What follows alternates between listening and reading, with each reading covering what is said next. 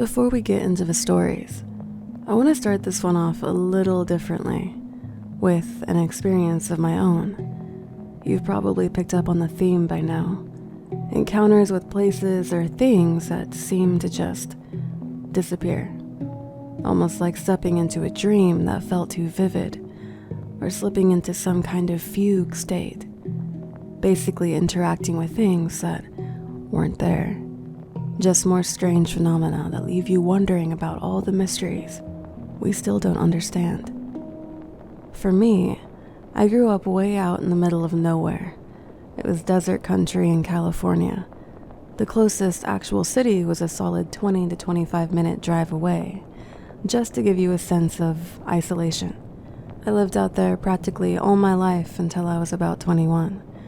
So this happened around 2011 or 2012. Back then, my friends and I spent a lot of time exploring. Anything from old ghost towns, abandoned places, forgotten mines, you name it. All the hidden gems and quirks scattered across the barren desert. Growing up in a place like that, you learn to appreciate those things. And with not much going on in town, exploring was how we passed the time. Both my family and my friends. And honestly, it was one of my favorite things. So, one of my best friends lived fairly close by. I call it neighborhood, but really it was just a sparse scattering of houses across miles of open desert.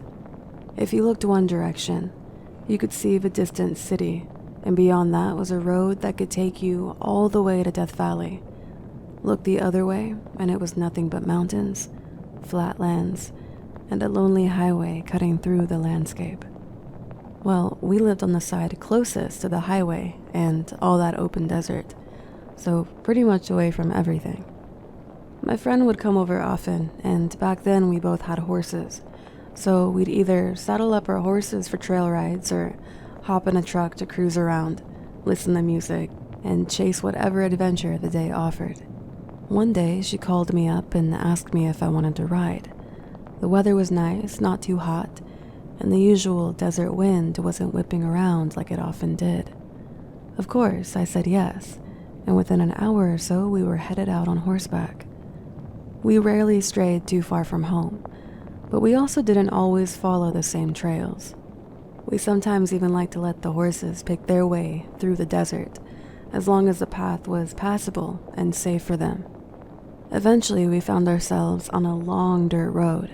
It was more like a coyote trail, and further up there was some type of white structure. As we got closer, we realized it was an old, white jail bus, completely out of place. We were thrown off at first, wondering, how did it get here?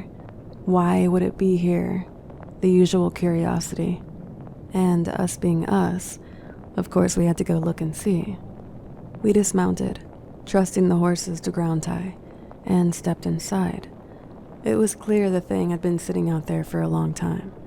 In general, it looked battered and weathered, sandblasted. The interior was mostly empty, filled with dirt and debris, save for 1 or 2 benches that were still intact.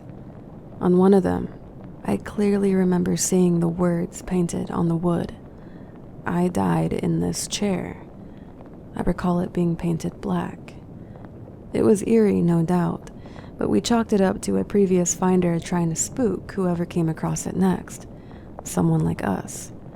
Still, the atmosphere inside was strange, almost surreal, and the mood kind of flipped, so we didn't stay long.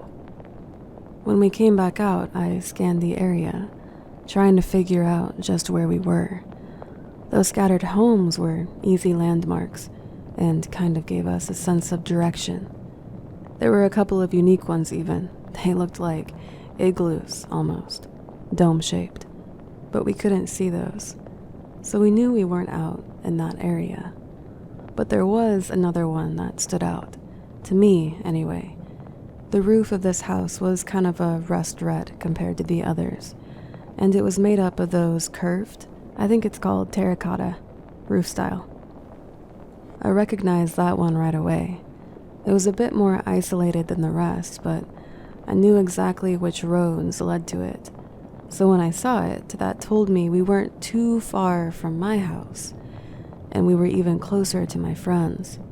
Alongside that, the land out there really has no obstructions. You have your subtle slopes and hills, but honestly, you could gaze out and see for miles without anything blocking your view. We knew that area like the back of our hand, so we made a mental note of where we were. My friend said she wanted to come back the next day and bring another one of our friends, and this time we'd take her truck. So the next day rolls around, we drive back out, and we drive back out to nothing. We found the same exact clearing, the same roads, the same red-roofed house nearby. There was no brush, no rocks, just empty desert where the bus had been. There were no tracks, no debris, no sign it got dragged away, no sign it had ever existed. It was almost like overnight it sank back into the dirt. It honestly felt like some type of glitch in the world, like we had slipped through something the day before. A dimensional fold, a blip in time. I don't even know what I'd call it. Now, I'm someone who loves the unexplained. I love the paranormal, the unknown, and I'm sure that's obvious by now. But I also try to rationalize everything before jumping to conclusions. If I hear something strange and out of place, see something strange and out of place, I don't go running around saying I had an encounter with a ghost. But this bus is 1 out of 2 times in my entire life that I've tried to explain something and I can't. I still can't. It's been years since then, but my friend remembers it just as clearly, as do I. I can't even tell you what we both experienced that day, but for me, it just adds to the way we don't fully know what's out there, and I don't think we ever will. Well, there are my 2 cents, and with that being said, if you haven't already, I hope you have a cozy drink of choice in hand and settle in for these next chilling stories. This one happened about 5 years ago, but the story really starts a few years before that. Our town had built a new post office, a long, uniquely designed building that stood out from everything else around it. It sat along a stretch of road that ran beside a big shopping center, and I passed it regularly. It wasn't something you'd forget.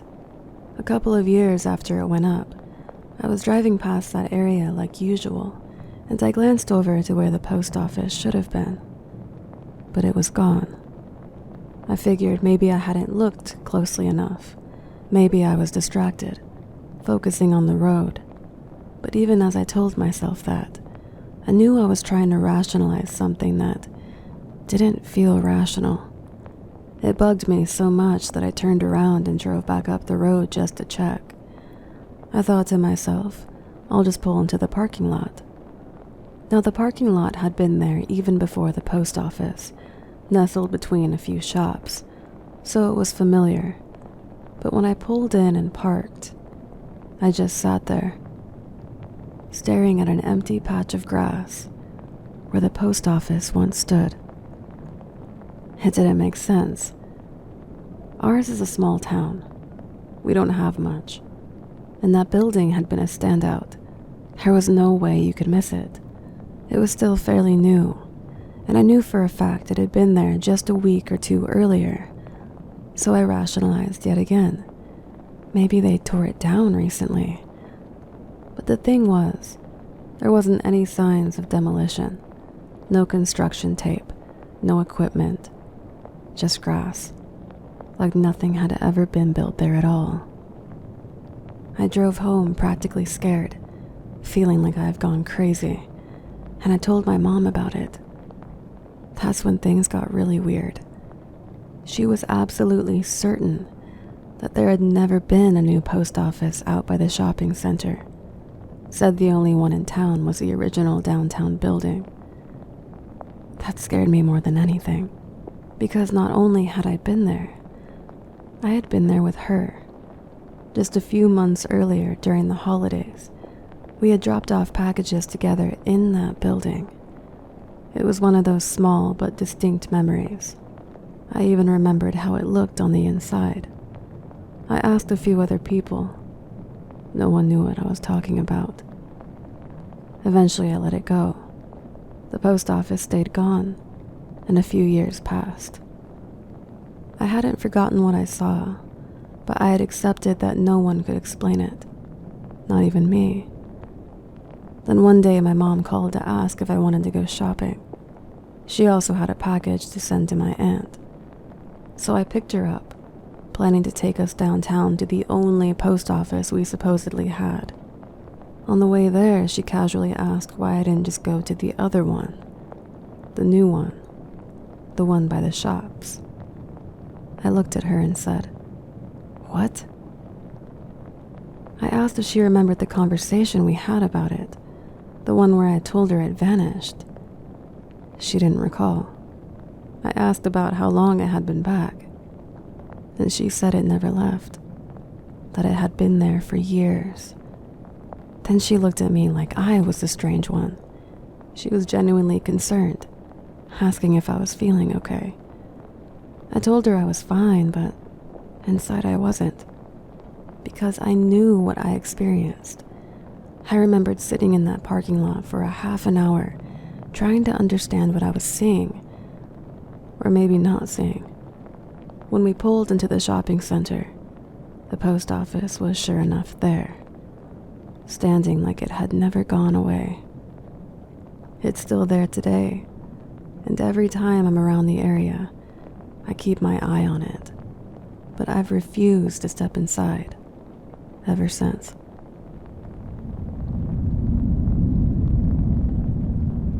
I've had a lot of weird experiences in my life, but there's one I still can't quite make sense of.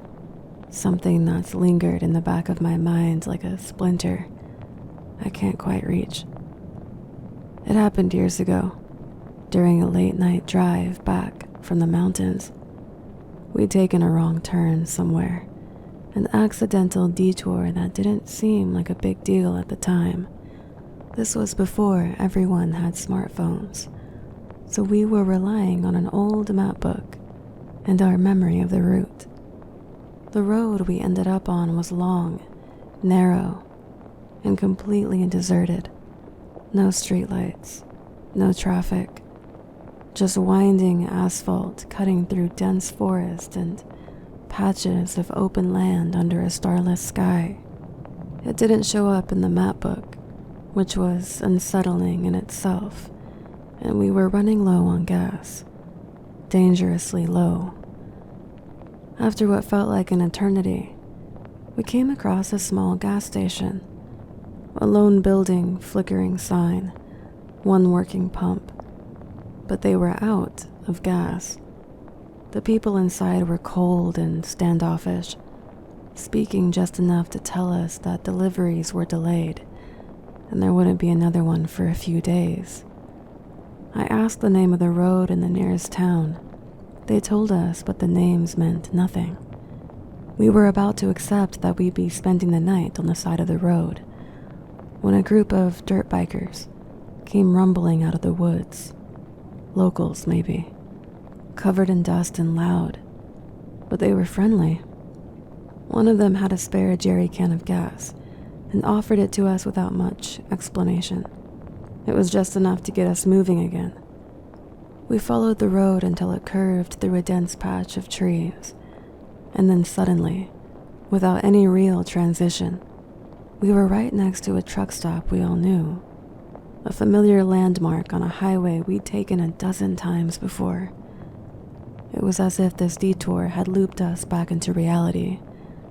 We were all shaken and confused. None of it made any sense. We ended up nicknaming the area after the vague name of the supposed town they mentioned. A joke at the time, but not so funny now. A year or two later, my dad got it into his head to solve the mystery. He was always like that. Couldn't let a question hang in the air without chasing it down. He even recruited a friend, loaded up his buddy's car that had a newly built-in GPS, and brought 3 navigation tools: the GPS, freshly printed online maps, in the same old book we'd used that night. They tried to retrace the route, starting from the truck stop and working backward. But there was no road there, not like the one we remembered. No tiny town, no gas station. They drove up through the surrounding counties, looping through all the small towns scattered near the base of the mountains. Every single one was accounted for, neatly labeled on their maps. None were the place we saw. They didn't get back until around 3 a.m., exhausted and confused. They even showed us the GPS log later. Nearly every road in the area explored, every possibility covered, except the one we needed. That road, that town, they were just gone. And I've never quite shaken the feeling that we slipped through something that night, a fold in the map, a place that wasn't meant to be found twice. We still call it the nickname we first gave it, and we still wonder what might have happened if those dirt bikers hadn't shown up. And because of it, I still never take a road that isn't on any map.